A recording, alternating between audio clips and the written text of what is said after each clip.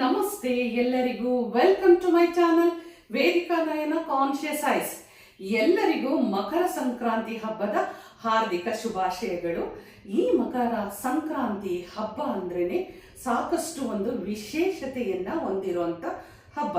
ನಮ್ಮ ಸನಾತನ ಧರ್ಮದಲ್ಲಿ ಪ್ರತಿಯೊಂದು ಹಬ್ಬಕ್ಕೂ ಅದರದೇ ಆದ ವಿಶೇಷತೆ ಮತ್ತು ಮಹತ್ವವನ್ನ ಪಡೆದಿದೆ. ಇದು ಎಲ್ಲರಿಗೂ ಗೊತ್ತಿರುವಂತ ವಿಚಾರನೆ. ಅಷ್ಟೇ ಅಲ್ಲ, ನಾವು ಹಬ್ಬಗಳನ್ನ ಹೇಗಂದ್ರೆ ಹಾಗೆ ಆಚರಣೆ ಮಾಡೋದಿಲ್ಲ. ಪ್ರತಿಯೊಂದಕ್ಕೂ ಅದರದೇ ಆದ ರೀತಿ ನೀತಿ ನಿಯಮದ ಜೊತೆಯಲ್ಲಿ ತಿಥಿಗಳು, ದಿನಾಂಕ, ಪ್ರತಿಯೊಂದು ನಕ್ಷತ್ರಗಳಿಂದ ಹಿಡಿದು ನಾವು ಎಲ್ಲವನ್ನು ನೋಡಿ ಹಬ್ಬಗಳನ್ನ ಆಚರಣೆ ಮಾಡುವಂತಹದ್ದು. ಸೊ ಅದಕ್ಕೆ ಅಂತಾನೆ ನಮ್ಮಲ್ಲಿ ಪಂಚಾಂಗವನ್ನ ನಾವು ದಿನನಿತ್ಯವೂ ನೋಡಿಕೊಂಡು ನಾವು ಮಾಡುವಂಥದ್ದು. ಪ್ರತಿಯೊಂದು ಯಾವುದೇ ಒಂದು ಇವತ್ತು ವಿಶೇಷವಾದ ದಿನ ಅಂದ ತಕ್ಷಣ ಪಂಚಾಂಗವನ್ನ ನಾವು ನೋಡಿ ಆಚರಣೆ ಮಾಡುವಂಥದ್ದು. ಅಂಥದ್ರಲ್ಲಿ ಈ ವರ್ಷ 2026 ಸಾಮಾನ್ಯ 100% 15ನೇ ತಾರೀಕಿಗೆ ಹಬ್ಬ ಮಾಡಿ ಮಕರ ಸಂಕ್ರಾಂತಿ ಅಂತ ಇರುವಂಥದ್ದು. ಯಾಕೆ ಅಂದ್ರೆ 14ನೇ ತಾರೀಕು ಮಧ್ಯಾಹ್ನ 3 ಗಂಟೆಯ ನಂತರ ಸಂಕ್ರಮಣ ಸ್ಟಾರ್ಟ್ ಆಗುತ್ತೆ. ಸೊ 3 ಗಂಟೆಯ ನಂತರ ಸ್ಟಾರ್ಟ್ ಆಗೋದ್ರಿಂದ ಎಲ್ಲ ಹೇಳ್ತಾ ಇರುವಂಥದ್ದು ಧರ್ಮಶಾಸ್ತ್ರಜ್ಞರು ಹಾಗೂ ಅಸ್ಟ್ರಾಲಜರ್ಸ್ಗಳಿಂದ ಹಿಡಿದು ಪಂಚಾಂಗದಲ್ಲಿ ಹೇಳುವಂಥದ್ದೆಲ್ಲ ಏನು ಅಂತ ಹೇಳಿದ್ರೆ 15ನೇ ತಾರೀಕನ್ನ ನಾವು ಮಕರ ಸಂಕ್ರಾಂತಿ ಹಬ್ಬವನ್ನ ಆಚರಣೆ ಮಾಡ್ಕೊಳ್ಬೇಕು. ಮಕರ ಸಂಕ್ರಾಂತಿ ಅಂದ್ರೆ ಇದು ಸುಮ್ಮನೆ ಅಲ್ಲ. ಸೊ ನಾವು ಇದು ದಕ್ಷಿಣಾಯಣದಿಂದ ಉತ್ತರಾಯಣಕ್ಕೆ ನಮಗೆ ಸೂರ್ಯ ಉತ್ತರಾಭಿಮುಖವಾಗಿ ಪಥ ಚಲನೆಯನ್ನ ಮಾಡೋದ್ರಿಂದ ಉತ್ತರಾಯಣ ಅಂತಾನೂ ಕೂಡ ಇದನ್ನ ಕರೀತಾರೆ. ನಾವು ಹಿಂಗೆ ಮಕರ ಸಂಕ್ರಾಂತಿ ಅಂತ ಕರಿತೀವೋ ಹಾಗೆ ಬೇರೆ ಬೇರೆ ರಾಜ್ಯಗಳಲ್ಲಿ ಒಂದೊಂದು ಹೆಸರಿದೆ. ಹಾಗೆ ಮಕರ ಸಂಕ್ರಾಂತಿಗೆ ಉತ್ತರಾಯಣ ಅಂತಾನೂ ಕೂಡ ಹೆಸರು ಇದೆ. ಈ ಸೂರ್ಯ ದಕ್ಷಿಣಾಯಣದಿಂದ ಉತ್ತರಾಯಣಕ್ಕೆ ಇದು ಪಥ ಚಲನೆ ಮಾಡುವಂತ ಈ ಒಂದು ಉತ್ತರಾಯಣ ಅಂದ್ರೆ ಉತ್ತರಾಭಿಮುಖವಾಗಿ ಚಲನೆ ಮಾಡೋದ್ರಿಂದ ಇದಕ್ಕೆ ಬಲ ಜಾಸ್ತಿ ಇರೋದ್ರಿಂದ ಮಕರ ಸಂಕ್ರಾಂತಿಯ ಒಂದು ವಿಶೇಷತೆ. ಮಕರ ಸಂಕ್ರಾಂತಿ ಅಂದ ತಕ್ಷಣ ಇದಕ್ಕೆ ಒಂದು ಪರ್ವಕಾಲ ಅಂತ ಕರಿತೀವಿ. ಪರ್ವಕಾಲ ಅಂತ ಹೇಳಿದ್ರೆ ಏನು ಅಂದ್ರೆ, ನಾವು ಈ ಒಂದು ಸುದಿನ, ಈ ಒಂದು ಕಾಲದಲ್ಲಿ ನಾವು ಸ್ನಾನ, ದಾನ, ಪ್ರತಿಯೊಂದು ಶ್ರಾದ್ದ ಕರ್ಮಗಳನ್ನ ನಾವು ಇದನ್ನ ಮಾಡ್ಕೊಂಡು ಹೋಗ್ತೀವಿ. ಈ ಒಂದು ಪರ್ವಕಾಲ ಅಂದ್ರೆ ಈ ಏನು ನಮ್ಗೆ ಹಬ್ಬ ಶುರುವಾಗುತ್ತೆ ಅಲ್ವಾ, ಈ ಒಂದು ಹಬ್ಬದ ಒಂದು ಕಾಲದಲ್ಲಿ ನಾವು ಇದನ್ನ ವಿಶೇಷವಾಗಿ ಸ್ನಾನಕ್ಕೆ ಪ್ರಾಮುಖ್ಯತೆಯನ್ನ ಕೊಟ್ಟಿದ್ದೀವಿ. ಅಂದ್ರೆ ಮಕರ ಸ್ನಾನ ಅಂತ ಕರಿತೀವಿ. ಅದಕ್ಕೇನೆ ಹೇಳುವಂಥದ್ದು, ಜನವರಿ 14ನೇ ತಾರೀಕು ನಾವೇನಾದ್ರೂ ಹಬ್ಬ ಮಾಡಿದ್ರೆ ಮಧ್ಯಾಹ್ನ 3 ಗಂಟೆಯಿಂದ ಆಗಿರುತ್ತೆ, ಬೆಳಗಿಂದ ನೀವು ಯಾರು ಸ್ನಾನನೇ ಮಾಡಿರಲ್ವಾ. ಸೊ ಹಾಗಾಗಿ ಮಕರ ಸ್ನಾನ ಆಗ್ಬೇಕಾಗತ್ತೆ. ಸೊ ಹಾಗಾಗಿ ಮಕರ ಸ್ನಾನಕ್ಕೆ ತುಂಬಾ ಪ್ರಾಮುಖ್ಯತೆ ಇದೆ, ಶ್ರಾದ್ದ ಕರ್ಮಕ್ಕೆ ಪ್ರಾಮುಖ್ಯತೆ ಇದೆ, ದಾನಗಳಿಗೆ ತುಂಬಾ ಪ್ರಾಮುಖ್ಯತೆ ಇರೋದ್ರಿಂದ ಈ ಒಂದು ಮಕರ ಸಂಕ್ರಾಂತಿ ಹಬ್ಬವನ್ನ ನಾವು ತುಂಬಾ ಪ್ರಾಮುಖ್ಯತೆಯಿಂದ ಮಾಡ್ತೀವಿ. ಅದರಲ್ಲಿ ತುಂಬಾ ವಿಶೇಷವಾಗಿ ಸ್ನಾನಕ್ಕೆ ನಾವು ಪ್ರಾಮುಖ್ಯತೆಯನ್ನ ಕೊಡ್ತೀವಿ. ಸ್ನಾನಕ್ಕೆ ಪ್ರಾಮುಖ್ಯತೆಯನ್ನ ಕೊಡಬೇಕು ಅಂತ ಹೇಳಿದ್ರೆ ನಾವು ಇಲ್ಲಿ ಏನ್ ಮಾಡ್ತೀವಿ, ತಿಲ ಸ್ನಾನ ಅಂತ ಹೇಳ್ತೀವಿ. ಈ ತಿಲ ಸ್ನಾನ ಅಂದ್ರೆ ಕಪ್ಪು ಎಳ್ಳನ್ನು ನಾವು ಪುಡಿ ಮಾಡಿ ಎಲ್ಲ ಒಂದು ಬೌಲಲ್ಲಿ ನಾವು ಯಾರ್ಯಾರೆಲ್ಲ ಸ್ನಾನಕ್ಕೆ ಹೋಗ್ತೀವೋ ಅವರೆಲ್ಲ ಆ ಪುಡಿಯನ್ನು ಮೈಗೆ ಉಜ್ಜಿಕೊಂಡು ಸ್ನಾನವನ್ನು ಮಾಡಬೇಕಾಗತ್ತೆ. ಈ ಒಂದು ತಿಲ ಅನ್ನುವಂಥದ್ದೇ ನಮ್ಮ ದೇಹ ಮನಸ್ಸು ಎರಡಕ್ಕೂ ಅಂಟಿಕೊಂಡಿರುವಂತ ದಾರಿದ್ರತನ, ಅನಾರೋಗ್ಯ ಎರಡನ್ನು ಈ ಒಂದು ಸಂಕ್ರಮಣದ ಕಾಲದಲ್ಲಿ ನಾವು ಅದನ್ನ ನಿವಾರಣೆ ಮಾಡಲಿಕ್ಕೆ ಈ ಒಂದು ಎಳ್ಳಿನ ಪುಡಿಯಿಂದ ಸ್ನಾನವನ್ನ ಮಾಡಬೇಕಾಗತ್ತೆ. ಎಷ್ಟೋ ಕಡೆಗೆ ಎಳ್ಳಿನ ಪುಡಿಯನ್ನು ಸೀಗೆ ಪುಡಿಗೆ ಮಿಕ್ಸ್ ಮಾಡಿ ಆ ತರನು ಸ್ನಾನ ಮಾಡ್ತಾರೆ. ಸೊ ನಿಮ್ಮ ಅನುಕೂಲಕ್ಕೆ ತಕ್ಕಂಗೆ ನೀವು ಮಾಡಿ. ಕೊನೆಗೆ ಎಳ್ಳಿನ ಪುಡಿಯನ್ನ ನಾವು ಕುಟ್ಟಿ ನಾವು ಇಟ್ಕೊಂಡಿಲ್ಲ ಅಂತ ಹೇಳಿದ್ರೆ, ಯಾರೆಲ್ಲ ಸ್ನಾನಕ್ಕೆ ಹೋಗ್ತಾ ಇದ್ದೀರೋ ಸೊ ಹಬ್ಬದ ದಿನ ನೀವು ಕೊನೆ ಪಕ್ಷ 1 ಚಮಚ ಕರಿ ಎಳ್ಳನ್ನ ನೀರಿಗೆ ಹಾಕೊಂಡು ಆ ಒಂದು ನೀರಿನಿಂದನಾದ್ರೂ ಸ್ನಾನ ಮಾಡಿ ಅಂತ ಹೇಳ್ತೀವಿ. ಆದರೆ ವರ್ಷಕ್ಕೆ ಒಮ್ಮೆ ಆದರೂ ನಾವು ಈ ಒಂದು ಕರಿ ಎಳ್ಳಿನ ಪುಡಿಯನ್ನು ಸಂಕ್ರಮಣದ ದಿನ ಮೈಗೆ ಹಚ್ಚಿ ಸ್ನಾನ ಮಾಡೋದ್ರಿಂದ ದಟ್ಟ ದಾರಿದ್ರ್ಯಗಳು ನಿವಾರಣೆಯಾಗುತ್ತೆ, ಕೆಟ್ಟತನ ನಿವಾರಣೆಯಾಗುತ್ತೆ. ಹಾಗೆ ಶನಿ ಮಹಾತ್ಮನ ಕೃಪೆಗೆ ನಾವು ಪಾತ್ರರಾಗ್ತೀವಿ. ನಮಗೆ ಬಂದಂತ ಎಷ್ಟೋ ದಾರಿದ್ರ್ಯತನಗಳು ನಾಶ ಆಗುತ್ತೆ ಅನ್ನುವಂಥದಕ್ಕೆ ತಿಲ ಅನ್ನೋದಕ್ಕೆ ತುಂಬಾ ಪ್ರಾಮುಖ್ಯತೆ ಇದೆ. ಸೊ ಹಾಗಾಗಿ ಈ ಒಂದು ತಿಲ ಸ್ನಾನವನ್ನ ಮಾಡಿ, ಈ ಒಂದು ನೀರಿಗೆ ಇದು ಒಂದನ್ನು ಬೆರೆಸ್ಕೊಂಡು ನೀವು ಮಾಡಿದ್ರೆ ತುಂಬಾನೇ ಒಂದು ಪ್ರಾಪ್ತಿ, ಪುಣ್ಯ ಫಲ ಪ್ರಾಪ್ತಿ ನಿಮ್ದಾಗತ್ತೆ. ಅಂದ್ರೆ ಪುಡಿ, ಎಳ್ಳಿನ ಪುಡಿಯಿಂದನಾದ್ರೂ ಮಾಡ್ಕೊಳ್ಳಿ, ಮೈಗೆ ಚೆನ್ನಾಗಿ ತಿಕ್ಕಿ ಉಜ್ಜಿಕೊಂಡು ಸ್ನಾನ ಮಾಡ್ಕೊಳ್ಳಿ.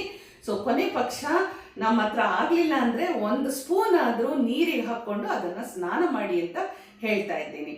ಇಲ್ಲಿ ಗಮನ ಬಿಟ್ಟು ನೋಡ್ಬೇಕಾಗಿರುವಂಥದ್ದು ಏನು ಅಂದ್ರೆ, ಹೆಣ್ಣು ಮಕ್ಕಳು ಹಬ್ಬದ ಹಿಂದಿನ ದಿನ, ಭೋಗಿ ಹಬ್ಬ ಅಂತ ನಾವೇನ್ ಕರಿತೀವೋ ಅವತ್ತಿನ ದಿನ ಮಾತ್ರ ತಲೆಗೆ ನೀವು ಸ್ನಾನ ಮಾಡಬೇಕಾಗತ್ತೆ. ಆದರೆ ಮಕರ ಸಂಕ್ರಾಂತಿಯ ಹಬ್ಬದ ದಿನ ಹೆಣ್ಣು ಮಕ್ಕಳು ತಲೆಗೆ ನೀರು ಹಾಕೋ ಹಾಗಿಲ್ಲ. ಆಯುಷ್ಗೆ ಕಂಟಕ ಮತ್ತು ಅನಾರೋಗ್ಯ 2 ಎದುರಾಗತ್ತೆ ಅಂತ ಶಾಸ್ತ್ರಜ್ಞರು, ಧರ್ಮಶಾಸ್ತ್ರಜ್ಞರು ಎಲ್ಲರೂ ಹೇಳ್ತಾ ಇರುವಂತ ವಿಚಾರ.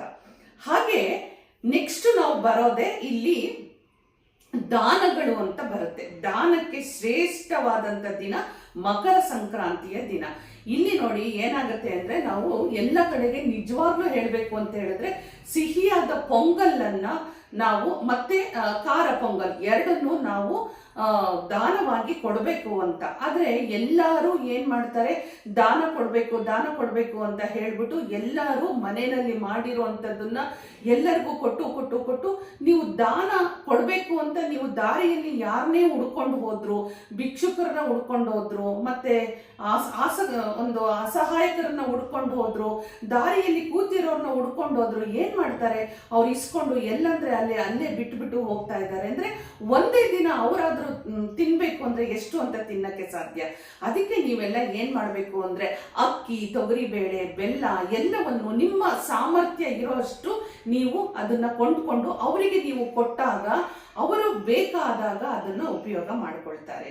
ಆಗ ನಿಜವಾದ ದಾನಕ್ಕೆ ಒಂದು ಮಹತ್ವ ಸಿಗುತ್ತೆ. ಅದರೊಟ್ಟಿಗೆ ನೀವು ಕುಂಬಳಕಾಯಿ ದಾನವನ್ನ ಮಾಡಿ, ಹಾಗೆ ಗೆಣಸಿನ ದಾನವನ್ನು ಮಾಡಿ. ಸೊ ಇದು ತುಂಬಾ ಒಂದು ಶ್ರೇಷ್ಠವಾದ ದಾನ ಈ ಒಂದು ಮಕರ ಸಂಕ್ರಾಂತಿಯಲ್ಲಿ.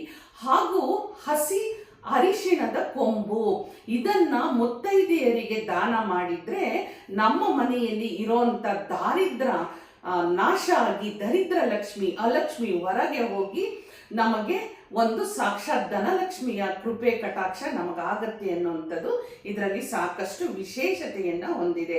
ಇದನ್ನ ಮಾಡ್ಕೊಂಡು ಹೋಗಿ ಈ ದಾನಗಳಿರ್ಬೋದು, ನಾವು ಮಾಡುವಂತ ಸ್ನಾನಾದಿಗಳು ತುಂಬಾ ಪ್ರಾಮುಖ್ಯತೆಯನ್ನ ಪಡ್ಕೊಂಡಿದೆ. ಹಾಗೆ ಈ ಪರ್ವಕಾಲದಲ್ಲಿ ಮತ್ತೊಂದು ಶ್ರೇಷ್ಠವಾದ ಕಾಲ ಬರುತ್ತೆ, ಅದನ್ನ ಪುಣ್ಯಕಾಲ ಅಂತ ಕರಿತೀವಿ. ಈ ಪುಣ್ಯಕಾಲದಲ್ಲೇ ನೀವೆಲ್ಲ ನಾನು ಸೂರ್ಯ ಯಂತ್ರವನ್ನ ರಚನೆ ಮಾಡುವಂಥದ್ದನ್ನ ಹೇಳ್ಕೊಟ್ಟಿದ್ದೀನಿ.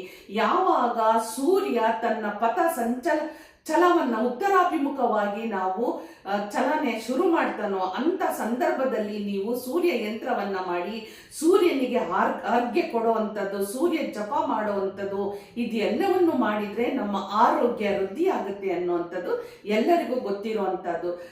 ಮಕರ ಸಂಕ್ರಾಂತಿ ಅನ್ನುವಂಥದ್ದು ತುಂಬಾ ಸಿಂಪಲ್ ಆಗಿರುವಂಥದ್ದಲ್ಲ. ಯಾಕೆ ಅಂದ್ರೆ ನಮ್ಮ ಬ್ರಹ್ಮಾಂಡದಲ್ಲೇ ಈ ಒಂದು ಕೌತುಕ, ಒಂದು ವಿಸ್ಮಯ, ಒಂದು ಬದಲಾವಣೆಯ ಒಂದು ಪರ್ವವನ್ನ ನಾವು ನೋಡ್ತಾ ಹೋಗ್ತೀವಿ. ಹಾಗಾಗಿ ಮಕರ ಸಂಕ್ರಾಂತಿಗೆ ತುಂಬಾ ವಿಶೇಷವಾಗಿದೆ. ಇನ್ನು ಈ ಒಂದು ಸಂಕ್ರಾಂತಿ ಪುರುಷ ಅಂದ್ರೆ ಹಬ್ಬವನ್ನ ಹೊತ್ತು ತಂದಿರುವಂತ ಸಂಕ್ರಾಂತಿ ಪುರುಷನಿಗೆ ನೈವೇದ್ಯವಾಗಿ ಎಳ್ಳು, ಬೆಲ್ಲ, ಸಕ್ಕರೆ ಹಚ್ಚು, ಒಣ ಕೊಬ್ಬರಿ ಇದೆಲ್ಲವನ್ನು, ಕಬ್ಬು, ಗೆಣಸು, ಕುಂಬಳಕಾಯಿ, ಕಡಲೆಕಾಯಿ ಹಾಗೂ ಇದೆಲ್ಲವನ್ನು ನಾವು ನೈವೇದ್ಯ ಮಾಡುವಂಥದ್ದು. ಸಿಹಿಯಾದ ಪೊಂಗಲ್ಲು, ಖಾರ ಪೊಂಗಲ್ ಎಲ್ಲವನ್ನು ನಾವು ಸಂಕ್ರಾಂತಿ ಪುರುಷನಿಗೆ ನೈವೇದ್ಯ ಮಾಡುವಂಥದ್ದು. ಅಷ್ಟೇ ಅಲ್ಲ, ಪ್ರತಿಯೊಂದು ಮನೆಗೂ ನಾವು ಇದನ್ನ ದಾನವಾಗಿ ಕೊಟ್ಟು ಅವರು ಕೊಡೋದನ್ನ ನಾವು ಪಡ್ಕೊಳ್ಳುವಂಥದ್ದು ವಿಶೇಷವಾದ ಈ ಸಂಕ್ರಾಂತಿ ಹಬ್ಬ. ಈ ಒಂದು ಸಂಕ್ರಾಂತಿ ಹಬ್ಬದಲ್ಲಿ ನಾನು ನಿಮಗೆ ತುಂಬಾ ಒಂದು ಪ್ರಾಮುಖ್ಯವಾಗಿ ಇರುವಂತ ಒಂದು ತಿಲ ಸ್ನಾನವನ್ನ ಹೇಳಿದ್ದೀನಿ. ಹಾಗೆ ಒಂದು ದಾನವಾಗಿ ನೀವು ಕೊಡಬೇಕಾಗಿರುವಂಥದ್ದು ಅಕ್ಕಿ, ಬೇಳೆ, ಬೆಲ್ಲ ಇದೆಲ್ಲವನ್ನು ಕೊಡಿ. ಜೊತೆನಲ್ಲಿ ಸಾಮರ್ಥ್ಯ ಇದ್ರೆ ಕುಂಬಳಕಾಯಿ, ಗೆಣಸು ಎಲ್ಲವನ್ನೂ ಕೊಡಿ. ಸಾಮರ್ಥ್ಯ ಇದ್ರೆ ಹಸಿ ಅರಿಶಿಣ ಕೊಂಬನ್ನು ಕೊಡಿ. ನಿಮಗೆ ಸಿಗ್ತಾರೋ, ಯಾರು ಆಸಕ್ತರು ಅಂತ ಅನ್ಸುತ್ತೋ, ನಿಮಗೆ ಅಸಹಾಯಕರು ಅಂತ ಅನ್ಸುತ್ತೋ, ಅಥವಾ ಭಿಕ್ಷಕರು ಅಂತ ಕಾಣಿಸುತ್ತೋ, ದಾರಿಯಲ್ಲಿ ಯಾರು ಇವರಿಗೆ ನಾವು ದಾನ ಕೊಟ್ರೆ ಇವರು ತೃಪ್ತಿಯಿಂದ ಊಟ ಮಾಡ್ಬೋದು ಅಂತ ನಿಮಗೆ ಯಾರೆಲ್ಲ ಕಣ್ಣಿಗೆ ಕಾಣಿಸ್ತಾರೋ, ಅಥವಾ ನಿಮ್ಮ ದೃಷ್ಟಿಯಲ್ಲಿ ಯಾರಾದ್ರೂ ಇದ್ರೆ ಅಂತವರಿಗೆ ಹೋಗಿ ನೀವು ಈ ದಿನ ಅಕ್ಕಿ, ಬೇಳೆ, ಬೆಲ್ಲ, ಕುಂಬಳಕಾಯಿ ಎಲ್ಲವನ್ನು ದಾನದ ರೂಪದಲ್ಲಿ ಕೊಟ್ಟು ನೋಡಿ. ಈ ಒಂದು ಸಂಕ್ರಾಂತಿಯಿಂದ ಮುಂದಿನ ಸಂಕ್ರಾಂತಿ ಒಳಗೆ ನೀವು ಏನೇನೆಲ್ಲ ದೋಷಗಳನ್ನ, ಕಷ್ಟಗಳನ್ನ, ದಾರಿದ್ರ್ಯಗಳನ್ನ ನೀವು ಅನುಭವಿಸ್ತಾ ಇದ್ರು, ಯಾವುದೆಲ್ಲ ಹರ್ಡಲ್ಸ್ ಅಂತೀವಲ್ವಾ, ಅಡೆತಡೆಗಳು, ಲೋಪದೋಷಗಳು ಬರ್ತಾ ಇತ್ತೋ ಅದು ಎಲ್ಲವನ್ನು ನೀವು ನಿವಾರಣೆ ಮಾಡ್ಕೊಳ್ತೀರಿ.